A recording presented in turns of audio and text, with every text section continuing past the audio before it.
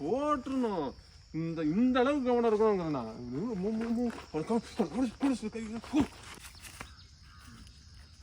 இவன் நீனா இப்போ டார்கெட் ஈஸியாக பண்ணலாமே, ஏன் பண்ணுறது இல்லை? காம்படிஷனே கிடைக்க மாட்டேங்குது. என்னடா எக்ஸசைஸ் அடிச்சிருக்கணும். பின்னாடி வருது அலர்ட்டாடுறா.